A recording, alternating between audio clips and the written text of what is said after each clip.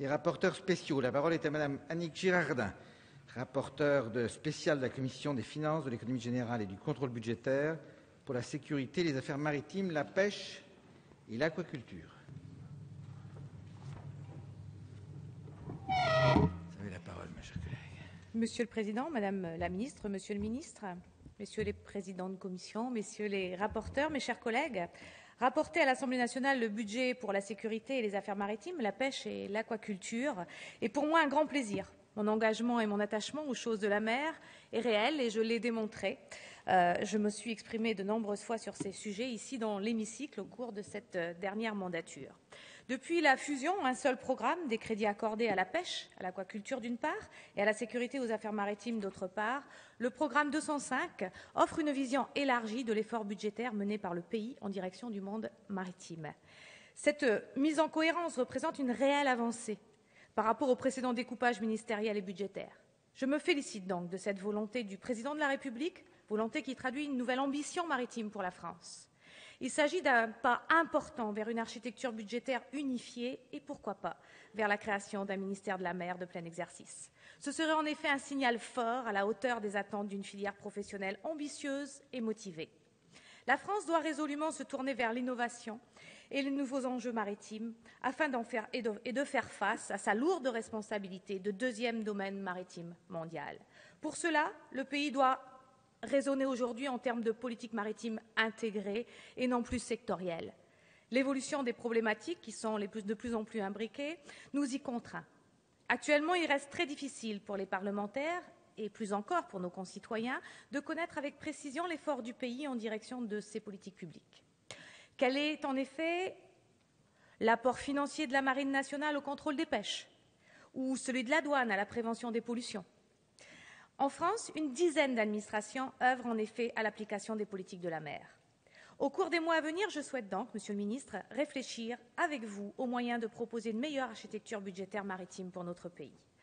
Après cette introduction plaidoyer, vous l'aurez compris, en faveur d'une ambition forte pour le pays, je vais passer de façon plus précise à l'étude des crédits. 194 millions d'euros sont inscrits pour l'ensemble du programme 205.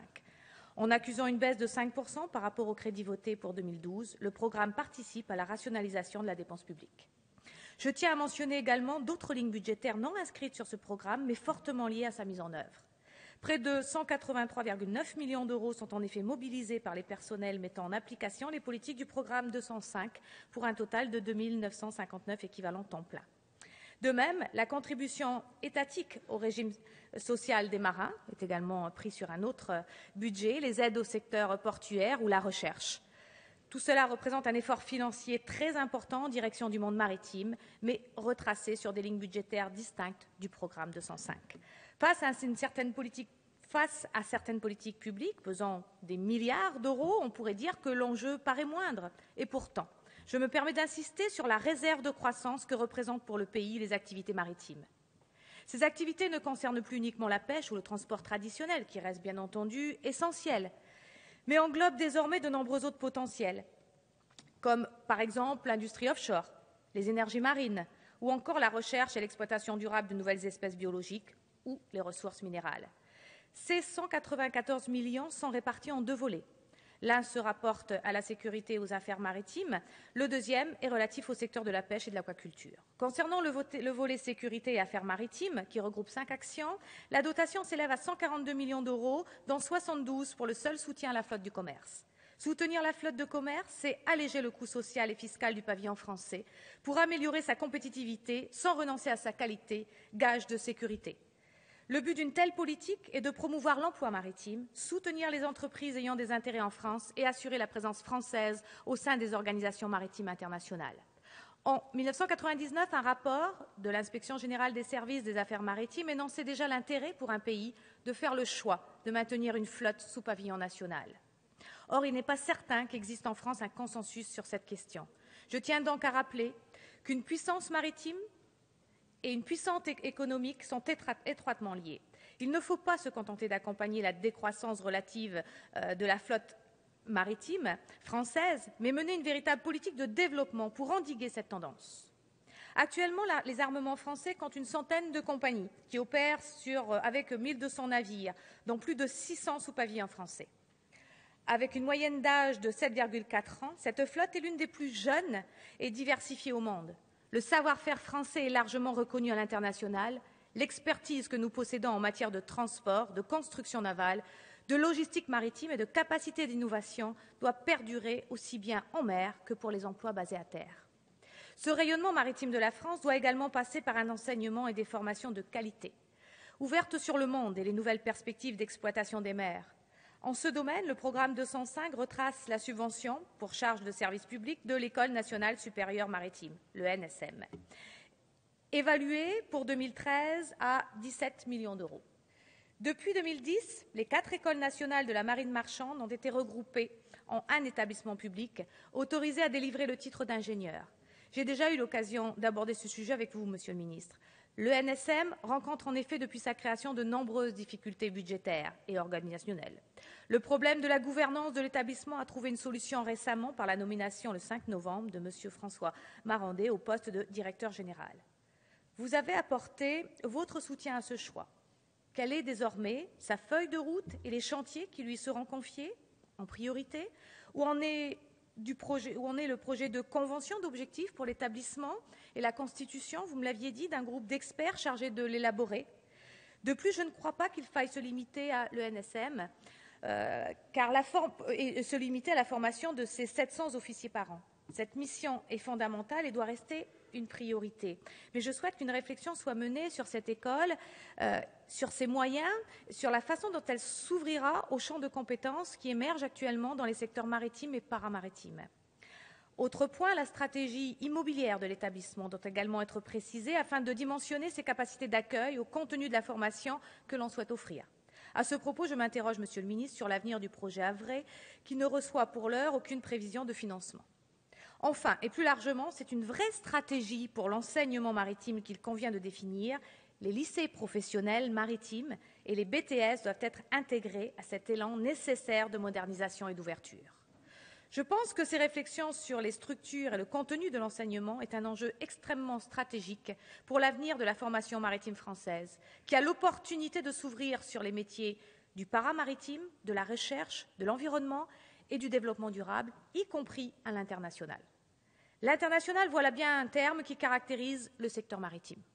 La mer ne connaît pas de frontières physiques.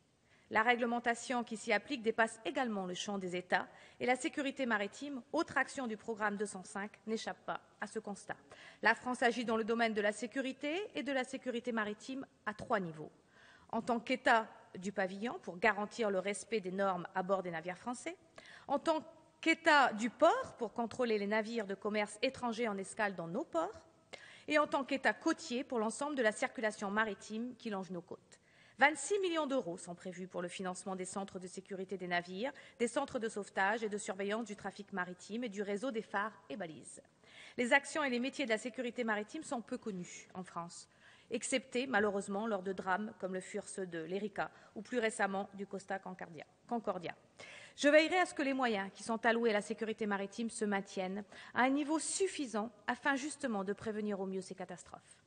Autre action du programme, l'action interministérielle de la mer, qui mobilise en 2013 10,9 millions d'euros. Plus de 7 millions d'euros sont consacrés au dispositif de contrôle et de surveillance des affaires maritimes pour une flottille de 64 unités, qui vise à assurer le respect de la réglementation applicable aux différents usagers de la mer, professionnels ou de loisirs. Cette diversification croissante des usages de la mer pose d'ailleurs, Monsieur le Ministre, de plus en plus de conflits, tant l'espace maritime devient convoité par la multiplication d'activités qui est difficile à concilier. En ce sens, le ministère doit pouvoir fournir des arbitrages clairs sur les priorités qu'il entend donner à ces espaces. Passons à présent à l'analyse du second volet de ce programme, à savoir les crédits engagés en faveur de la pêche et de l'aquaculture. D'un montant de 52 millions, le projet de budget est en baisse de 7%. Et il est essentiellement constitué de dépenses d'intervention. Cette baisse est en grande partie due à la fin du financement des mesures du plan Barnier qui avait permis aux pêcheurs, par le biais notamment des contrats bleus, de faire face à la crise de 2008 dont nous nous rappelons tous. Aujourd'hui, il s'agit de soutenir les entreprises de pêche face aux défis auxquels ils doivent faire face, prise en compte croissante des préoccupations environnementales, coût du carburant, réduction des quotas, nouvelles obligations communautaires, car oui, ces secteurs doivent obtenir le soutien de la collectivité afin de s'adapter sans cesse à l'état de la ressource et la demande des consommateurs. Comme l'a souligné la Cour des comptes en 2010, cependant, je souhaite que ces aides soient mieux ciblées, mieux contrôlées et conditionnées par le respect de la réglementation. Le principe du soutien public n'étant pas remis en cause, tout est une question d'adéquation entre les moyens alloués et les buts poursuivis. Quelle pêche française voulons-nous? Quelle place pour l'aquaculture en France métropolitaine, mais aussi en Outre-mer? Le modèle français, basé sur une majorité de pêcheurs côtiers et un chiffre d'affaires essentiellement réalisé par les chalutiers hauturiers, doit-il être consolidé?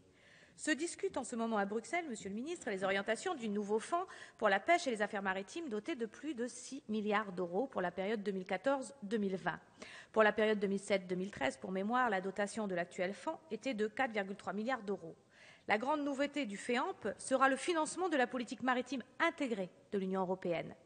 Quelles sont donc les parts respectives accordées à ces différentes politiques, Monsieur le Ministre? Je me réjouis d'ores et déjà des avancées récentes obtenues par le ministre que vous êtes sur la possibilité de poursuivre le versement des aides à la flotte. Cependant, des désaccords subsistent encore sur des mesures précises qui pourront être éligibles à ce financement. Sur ce sujet, Monsieur le Ministre, quelles sont vos convictions et comment emporter l'adhésion de nos partenaires européens basés sur des modèles économiques différents? Au-delà de ces aides publiques au secteur, je tiens à faire mention de l'importance de l'action de France Filière Pêche, association privée constituée en mars 2010 et regroupant tous les maillons de la filière pêche.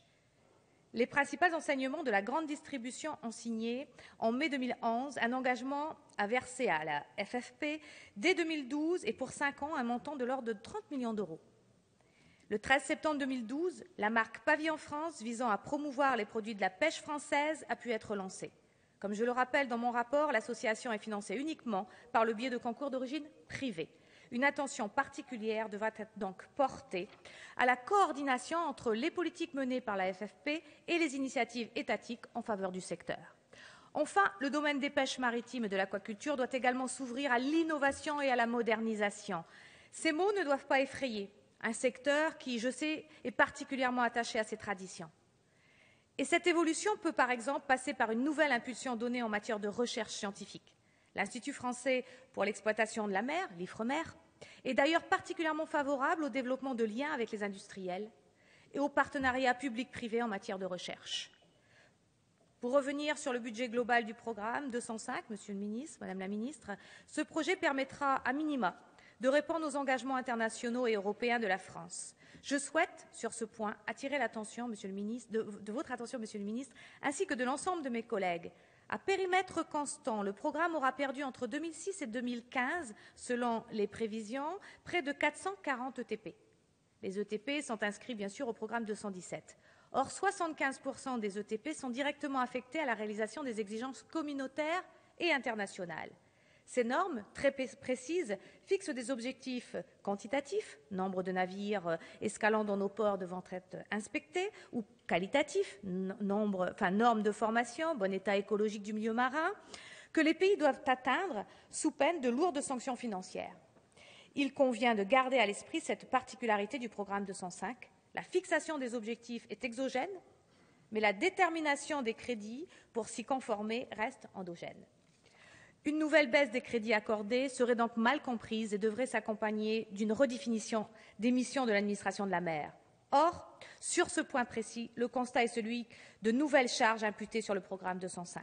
Par exemple, outre les missions traditionnelles, les directions interrégionales de la mer doivent désormais, sans moyens supplémentaires, animer sur leur façade la récente stratégie nationale pour la mer et le littoral à travers notamment les réunions des conseils maritimes de façade, décliner la directive cadre stratégique pour le milieu marin et le plan d'action pour le milieu marin, réfléchir au développement d'une police de l'environnement marin. Cette nouvelle réflexion par façade touchant à l'ensemble des problématiques, environnement, pêche, plaisance, portuaire, témoigne d'une mutation des politiques publiques vers un décloisonnement des sujets et une plus grande intégration. Et on ne peut être que favorable. Il est souhaitable que le budget maritime accompagne ce changement en offrant aux parlementaires et à tous les Français une vision claire de l'action publique en ce domaine. En conclusion, je suis profondément convaincue que le maritime est une source de richesse et de développement que notre pays n'exploite pas encore suffisamment. Les travaux menés dans le cadre du PLF pour 2013 doivent se poursuivre afin d'assurer le suivi de l'exécution des crédits et anticiper les choix budgétaires de demain. La France doit pouvoir faire fructifier son domaine maritime immense qui s'élève, je vous le rappelle, à 11 millions de kilomètres carrés et davantage si toutes les zones d'extension sollicitées nous sont accordées par la Commission des limites du plateau continental. Il en résulterait un accroissement de plus de 2 millions de kilomètres carrés, soit 4 fois la superficie de l'Hexagone, ce qui ferait de la France le premier domaine sous-marin du monde. La France a donc l'obligation de se positionner en puissance dynamique, impliquée et responsable, capable d'entraîner avec elle ses partenaires européens dans cette révolution bleue qui est, je crois, notre avenir. Monsieur le ministre, la mondialisation, Madame le ministre, la mondialisation a su prendre le bateau. La France ne doit plus avoir peur de prendre la mer. L'or bleu est à notre portée. Encore faut-il avoir le courage et l'ambition d'aller la récolter. Madame le ministre, Monsieur le ministre, en tant que rapporteur spécial, j'émets un avis favorable pour le vote de ce budget sécurité, affaires maritimes, pêche et aquaculture. Merci de votre attention. Merci.